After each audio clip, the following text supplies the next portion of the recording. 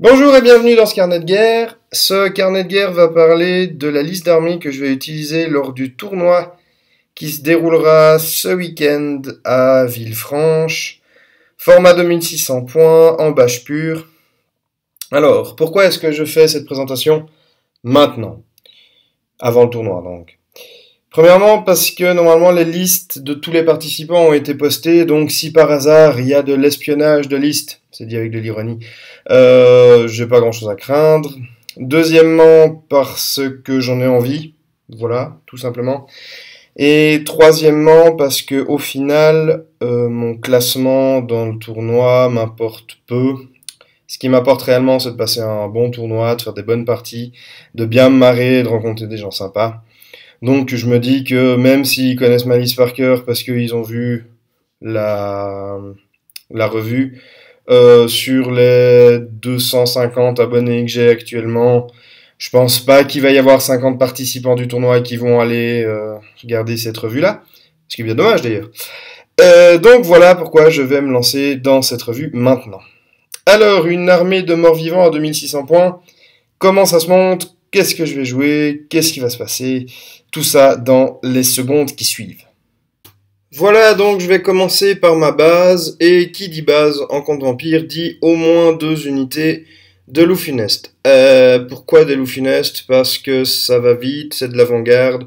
Enfin bref, je vais pas vous faire tout un débat sur les loups funestes qui sont à mon avis une perle merveilleuse dans cette armée contre vampire. 2 unités, c'est peu, j'en ai très conscience. Mais j'avais pas plus de figurines, donc ça m'enquiquinait d'en racheter pour ça. Deux, comme j'avais pas de figurines, elles étaient pas peintes, donc voilà. Et puis je me dis que, au final, dans l'idée générale de mon armée, qui vous sera expliquée au fur et à mesure, je n'ai pas besoin de beaucoup plus de redirecteurs de ce calibre-là. Un pavé de 20 redoutables zombies. Bon, ok, c'est un chausson, ça tout le monde le sent venir à chaque fois. Pourquoi est-ce que j'ai mis un état-major complet? Enfin, il n'y a pas de champion, donc voilà. Tout simplement parce que dans le tournoi, il y a des prises de quart de table qui se font avec les bannières.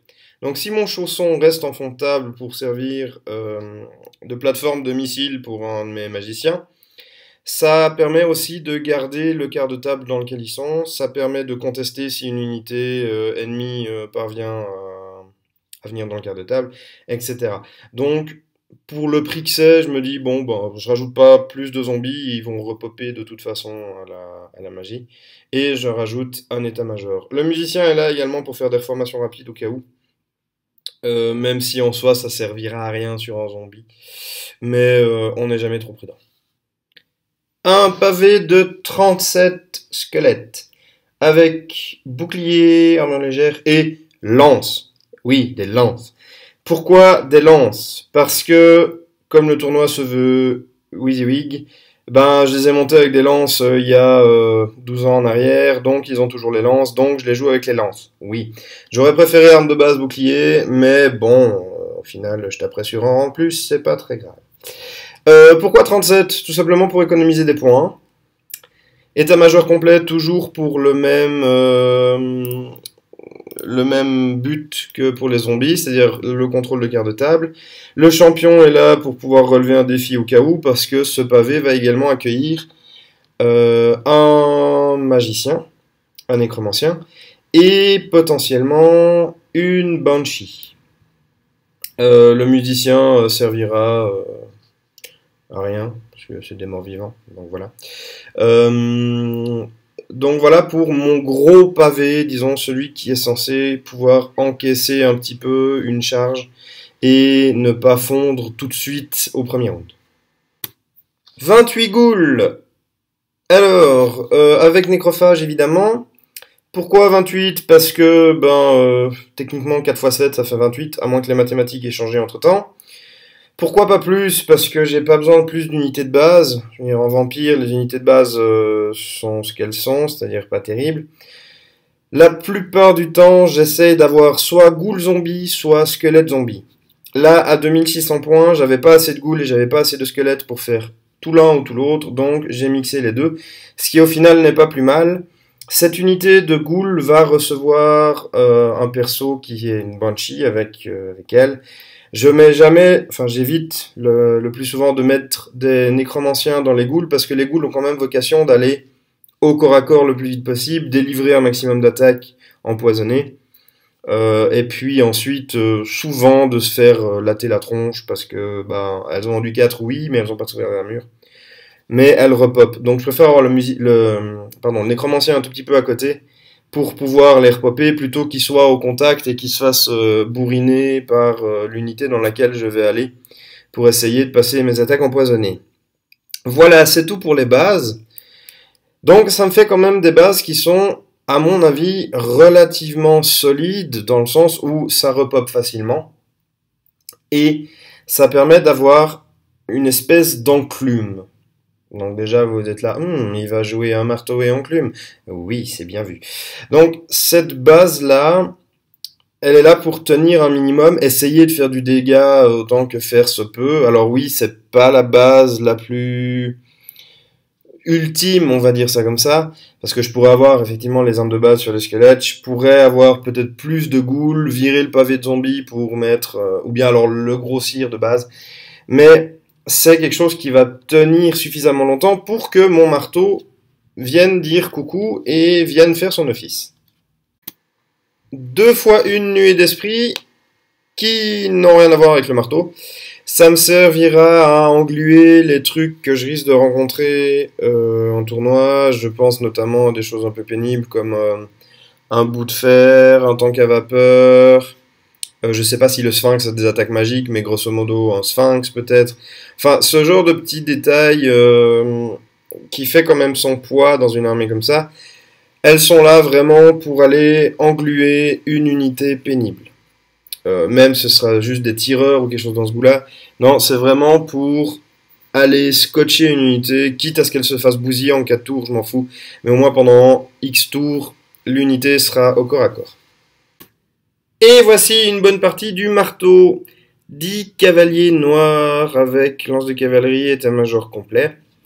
En fait, ça va plus servir de chausson à mon seigneur vampire, ainsi qu'à un roi revenant, qui vont eux vraiment être le marteau, je pense, plutôt que ça soit l'artisan principal de ma victoire. Bien entendu, ils sont importants parce que ils ont force 6 en charge, ils ont coup fatal. Si le seigneur vampire ne se trouve pas dans l'unité, ils sont également éthérés au niveau des mouvements. Donc ça peut toujours créer une espèce de petite surprise de passer à travers un décor ou un truc dans le genre. Ils vont principalement me servir de chaussons. Ça, c'est pour la protection, mais également, j'espère qu'ils vont faire du taf, parce que faut pas déconner. Même si c'est des morts vivants, ils sont quand même relativement balèzes. Ils ont une bonne sauvegarde d'armure, ils ont une bonne endurance. Ils devraient arriver à faire quelque chose. Enfin, je l'espère de tout mon cœur. Autre partie du marteau, mais ça c'est plus le concept de dégager la route pour l'arme en question. 2 unités de 5 émissaires d'outre-tombe. Alors, pourquoi 2 unités? Pourquoi par 5? Pourquoi pas 1 fois 10? Parce que 2 unités me permettent d'avoir de plus larges manœuvres au niveau de leur mouvement pour passer sur les unités. Si je veux combiner les deux, je peux aisément. Si je veux viser 2 cibles, je peux également. Ça permet également d'amoindrir un tout petit peu la viande avant d'aller charger avec les cavaliers noirs. Et ça permet également de mettre la pression sur l'adversaire. Comme ils sont cavalerie légère, ils vont faire un mouvement d'avant-garde. Ensuite, s'ils sont à portée de mon général, ce qui devrait être le cas, parce que je le mets quand même sur un dada pour qu'il soit justement à portée des cavaleries légères, des émissaires d'outre-tombe, ils vont pouvoir faire un mouvement de 18 pouces pour passer par une unité, infliger 5 touches de force 5 enflammées sans sauvegarde tout le Bataclan. Donc ça, au final, ça devrait faire quand même relativement le taf. Ça va être une menace importante à gérer pour mes adversaires. Et je pense qu'il va devoir passer pas mal de temps, enfin, en tout cas, une bonne phase de magie, une bonne phase de tir s'il a des tirs magiques, à essayer justement de me les dézinguer pour éviter de se taper une unité déterrée soit au contact, parce que rien ne m'empêche de charger, pourquoi pas, hein, je veux dire, ils ont quand même des attaques ces petits machins, soit pour éviter de se faire passer par-dessus. Je pense notamment à un El Sylvain avec ses hommes arbres et les murs inflammables, ou à un roi des tombes avec son roi, ou toutes ces momies qui sont également inflammables. Je pense que ça peut vraiment être suffisamment intimidant pour que, au moins pendant un tour ou deux, mon adversaire oublie le marteau qui se dirige quand même relativement vite sur lui. J'en ai fini avec mes unités, et là, certains se diront « Ah, mon dieu, il ne joue pas de Terrorgeist! Ah, mon dieu, il joue pas de Machine Mortis! Ah, mon dieu !» Bah bref, non. Tout simplement parce que j'ai pas les points, et que, de façon générale, dans l'idée de mon armée, un Terrorgeist ne m'aurait pas plus aidé que ça. Je veux dire, ça aurait pris 200 et des patates en points, ça aurait mangé tous les boulets de canon qui allaient se trouver sur la table. Donc, de façon générale, je pense pas qu'il aurait passé plus de 1 ou 2 tours sur la table. Donc, non, je n'ai pas pris de Terrorgeist. La Machine Mortis, j'ai assez longtemps hésité pour la simple et bonne raison que... Enfin, je ne l'ai pas pris pour la simple et bonne raison que elle ne va pas me servir à grand chose si je la laisse au fond de mes lignes. Le but aurait été de donner une régénération de 6+, à mes unités de base qui sont censées jouer le rôle d'enclume. Seulement, la Machine Mortis, comme le Terrorgeist, allait se prendre tous les tirs de canon et des machins qui allaient lui tomber dessus. Ce qui en soi ne lui aurait pas laissé une durée de vie extrêmement longue. Donc il aurait soit fallu que j'en mette 2, soit fallu que je la protège ou j'essaie de la planquer ou quelque chose dans le genre. Donc ça n'aurait pas été profitable. Surtout qu'en explosant, elle aurait fait des pertes chez moi. Ce qui n'aurait pas été... enfin, c'est pas dramatique non plus si elle explose au tour 1 ou au tour 2. Mais ça aurait pas été à mon avantage. Et une fois de plus, ça vaut 200 et des patates en points pour un taf qui ne se serait pas rentabilisé, je pense, au fur et à mesure. Donc voilà pourquoi je n'ai pas pris les 2 gros machins classiques. De même que j'ai pas de gardien des cryptes. Et j'ai pas d'horreur des cryptes non plus, pour les mêmes raisons en points. Les horreurs des cryptes auraient permis effectivement d'avoir une enclume encore plus solide, mais entre les 2 unités d'émissaires, le nombre impressionnant de persos que j'ai, parce que j'en ai quand même 7, et le total en fait du reste, je pouvais pas caser des trucs en plus, donc non, il n'y a pas tout ça. C'est parti pour les persos, donc je vais parler de mon petit cœur cacophonique préféré. Donc s'il y a bien quelque chose chez moi que je fais systématiquement, c'est que je nomme mes persos, parce que je les trouve plus cool quand ils sont nommés. Surtout que comme ça je peux avoir une espèce de ligne directrice dans mes armées, je peux savoir exactement ce qu'ils ont fait, enfin, dans ma mémoire, je peux savoir ce qu'ils ont fait, qu'est-ce qu'ils ont fait comme fait d'armes, ou comme loose total. Donc, de gauche à droite, je présente mes 3 Banshees, Zorobabel, Yolande et Sidonie. Il faut savoir que Zorobabel, je l'ai environ depuis 12 ans, elle a fait plus que son taf une centaine de fois. Les deux elfes, en fait, sont plus récentes, donc elles n'ont pas un bagage aussi important. Pourquoi 3 Banshees? Ben, tout simplement parce que la Banshee, ça fout les boules à tout le monde. Déjà, 1, ça provoque la terreur, c'est toujours bon à prendre. 2, quand ça crie, ça fait sauter les sauvegardes d'armure. Dans le metagame actuel, avec la violence des full cavalerie, je crois que si j'ai pas quelque chose qui fait sauter les sauvegardes d'armure au moins une fois de temps en temps, ça va vraiment être difficile. Donc mes 3 Banshees sont là pour faire sauter les sauvegardes d'armure, si elles peuvent. Elles seront respectivement dans chaque pack d'unités de base, donc 1 dans les zombies, 1 dans les squelettes et 1 dans les ghouls. Ça leur permettra d'être un peu à couvert en attendant, si besoin est, de sortir pour aller crier juste là où il faut. 2 nécromanciens, à votre gauche, Machival, nécromancien niveau 4 des arcanes vampiriques, et à votre droite, Mogrod, nécromancien de la mort niveau 2. Pourquoi ce choix? Premièrement, parce que pour l'invocation, un niveau 4 c'est toujours super pratique. Ça repop 1 des 6 plus 4 ou 1 plus 4, bref, ça repop vachement bien. Ensuite, parce que les sorts des arcanes vampiriques sont quand même, je trouve, des sorts qui sont loin d'être mauvais.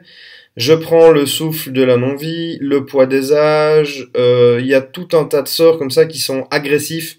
Bon, il y a un vortex, mais qui en soi peuvent être utiles si le poids des âges passe, c'est l'adversaire qui va devoir le dissiper à sa phase de magie, donc ça fait moins de magie agressive pour moi. Il y a plein de petites choses comme ça. La danse macabre me permet de faire des mouvements, ce qui est loin d'être quelque chose de négatif quand on a deux unités d'émissaires, quand on a des banshees qui peuvent crier, etc. Et puis par contre, la vigueur infernale et le regard de Nagash sont moins bons, mais ne sont pas négligeables non plus. Quoique la vigueur infernale, c'est vraiment, voilà. Le regard de Nagash me permet de dézinguer une unité de redirecteur si besoin est.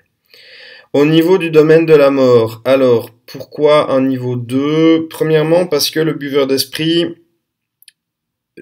j'ai un commandement de 7, de 8 avec un maître nécro, mais ça va pas... Enfin, je suis carrément en dessous des autres commandements, donc sauf sur un malentendu, je vais pas faire grand-chose. Il y a des tas de bons sorts en mort, hein, mais le vortex en soi, si je dois claquer tous mes dés de ma phase de magie pour essayer de claquer un vortex, c'est pas intéressant, surtout qu'avec les restrictions du tournoi, il y a encore des petites variantes. Si j'ai le Fatalitas, c'est très bien parce que mes Banshees vont pouvoir hurler à merveille. Mais voilà, les deux sorts de snipe qui sont le rire de Bjuna et les caresses de la nip sont soit des bons sorts, soit faciles à lancer, soit faciles à blesser. Mais enfin, tous les sorts sont pas mauvais, mais ça va pas être un pivot de mon armée. Je vais pas nécessairement avoir absolument besoin de ces sorts-là, c'est pour ça que je n'ai qu'un niveau 2. Le niveau 4 étant là également pour reprendre le contrôle au cas où mon seigneur vampire se fait poutrer au corps à corps, ou suite à un malheureux tir de canon, etc. Et voilà la fin de mon marteau. Donc nous avons à gauche Dragan, roi revenant, et à droite mon seigneur vampire qui s'appelle Béziel. Alors Béziel n'est pas terminé au niveau de la peinture, je suis désolé, au moment où je fais les photos j'ai pas fini. Ce qu'il faut savoir sur Béziel, c'est qu'il y a... Oula, il y a loin, loin, loin en arrière, j'avais pas un vampire à pied que j'avais appelé Béziel exprès pour un tournoi. Que j'étais arrivé au tournoi tout fier avec mon vampire, etc. Et sur les 3 parties qu'on a fait, donc on parle d'un vampire, hein. Sur les 3 parties que j'ai fait ce jour-là, il n'a pas tué, je crois, plus de 2 figurines adverses. Pourtant, il a été à chaque fois au corps à corps, etc. Donc, en fait, Béziel a la malmoule de la peinture. J'hésite d'ailleurs à le finir pour ce tournoi-là. Enfin, ce serait dommage de ne pas avoir une armée full peinte. Bon, bref. Alors, mon roi revenant, il est là principalement pour protéger l'unité qui lui sert de chausson, c'est-à-dire l'unité des cavaliers noirs. Qu'est-ce qu'il a pour le protéger? Il a une résistance à la magie de 3 et il a l'icône du fer maudit, ce qui donne quand même une bonne résistance en soi avec la sauvegarde d'armure des pitous. Ben, ça fait quand même de la 2+ de sauvegarde d'armure. À la magie, une 4+ invue, et si par hasard je me mange des machines de guerre, ce qui devrait être le cas, j'ai quand même une 6+, alors ça va pas tous les sauver, mais ça va en sauver peut-être un ou deux, ce qui est toujours ça de prix. On va pas gâcher. De plus, comme le seigneur vampire est avec eux, ben comme il a une invue de base, il aura une très bonne sauvegarde d'armure de base, il a une très bonne sauvegarde invulnérable contre les sorts, ce qui n'est pas négligeable, parce que je pense que je vais avoir du buveur d'esprit en face, ou tous les petits sorts de snipe. Et il a quand même, au cas où il se mange une galette, bah il a de toute façon son invue. Ça c'était pour mon roi revenant. Au niveau du seigneur vampire, je dirais que c'est un seigneur vampire classique. Ceux qui sont un peu habitués du tournoi vont voir sans arrêt. Peut-être la seule différence que j'ai fait, c'est que je lui ai mis un destrier infernal pour qu'il puisse s'envoler et aller charger si besoin est quelque chose qui est un peu trop loin pour la cavalerie en soi. Donc voilà pour mes 2 persos. Bien entendu, le seigneur vampire est niveau 1 du domaine arcanique. Je vais essayer de lui prendre le sort, enfin je vais prendre le primaire parce que le reste, peut-être la danse macabre si je l'ai, mais je pense qu'il aura meilleur temps de relever des troupes plutôt que d'essayer de lancer une danse macabre. Voilà, donc vous l'aurez compris, une armée qui se veut une bonne vieille enclume et marteau, avec une enclume relativement solide, en tout cas qui peut repopper. C'est sur ce quoi je compte, et un marteau qui se veut avec le vampire, les 2 unités d'émissaires et la cavalerie lourde. J'espère suffisamment forte pour défoncer ce qui se présente. Alors, face à une armée comme ça, de quoi j'ai peur, qu'est-ce que je redoute, quelles sont mes craintes? La première chose à laquelle j'ai un peu peur, c'est au niveau des démons. Parce que les démons ont tous des attaques magiques, donc mes éthérés vont vachement moins servir. Par contre, ils ont un commandement qui est relativement faible, si on peut dire. Donc mes banshees risquent de se faire un petit peu plaisir. Ensuite, ils ont aussi tous des sauvegardes invulnérables, donc il suffit que mon adversaire fasse une bonne phase où il réussit quelques sauvegardes, et ça devient tout de suite un peu plus pénible. Autre chose, les hauts elfes, avec leur cavalerie lourde dragon, qui sont avec la bannière. Enfin, c'est plus la bannière du dragon monde pas qui m'effraie, mais que je redoute, parce que la 2+ contre la magie, je vais salement la sentir passer.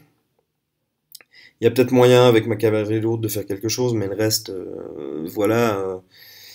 Toutes les sauvegardes invulnérables sur les attaques enflammées, mes émissaires vont pas faire grand-chose. Bon, il y en a pas non plus des craqués, mais ça peut toujours être pénible. Je redoute également, d'une certaine façon, les nains. Parce que les nains, ça va être très vite fond de table. Mon enclume ne va pas servir à grand chose. Je vais mettre 3 plombes à arriver au corps à corps avec eux. Et il aura largement le temps de me décimer mon marteau. Il va falloir que je temporise. Mais si je temporise, je vais me ramasser les boulets de canon, les tirs de catapulte, de balise ou de lance-flamme. Enfin bref, de tout ce qu'il pourrait avoir sur le terrain. Il y a également une autre liste que je crains un peu. C'est une liste cri, tout bêtement. Mes unités qui sont loin de mon général ont un commandement relativement, assez standard, je dirais, 7, 8. Pour celles où il n'y a que la Banshee dedans, ça va faire 5, donc ça va pas être top. Qui risque de me décimer mes troupes, voilà. Puis c'est vrai que le match-up contre Vampire, c'est un match-up qui est un peu...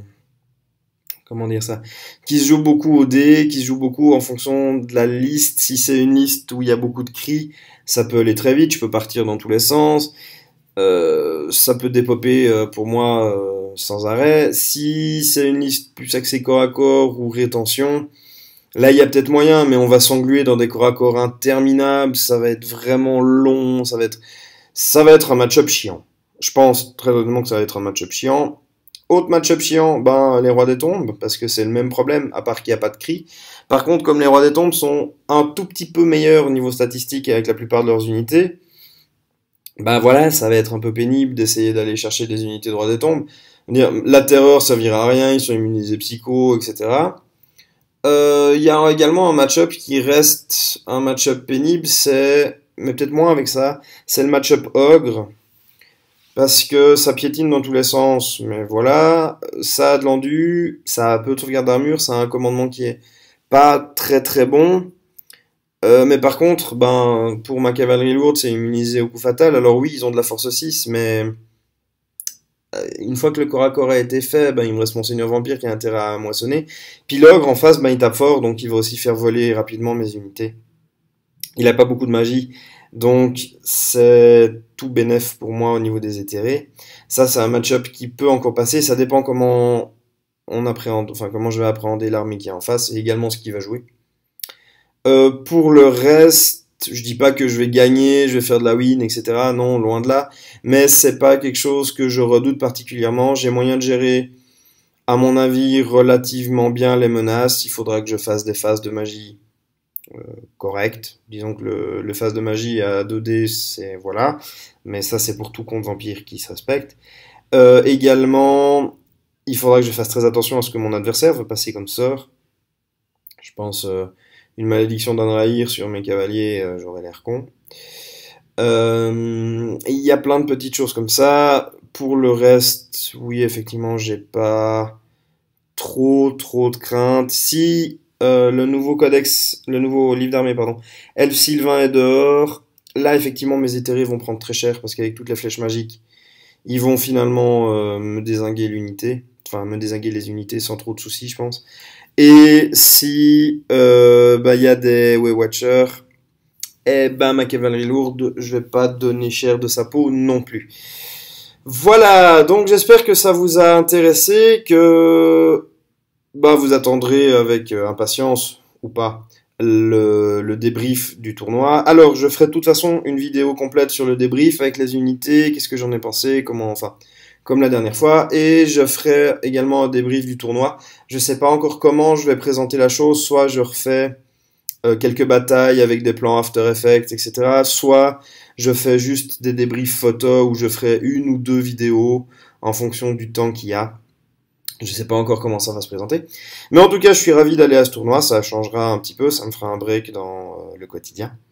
Et si vous avez regardé cette vidéo et qu'on se rencontre sur une table, ce sera avec joie que je vous affronterai. Si vous n'avez pas regardé cette vidéo et que je vous affronte quand même, ce sera toujours avec joie que je vous affronterai. Et puis sinon, jusqu'à la prochaine fois, que les dés soient avec vous.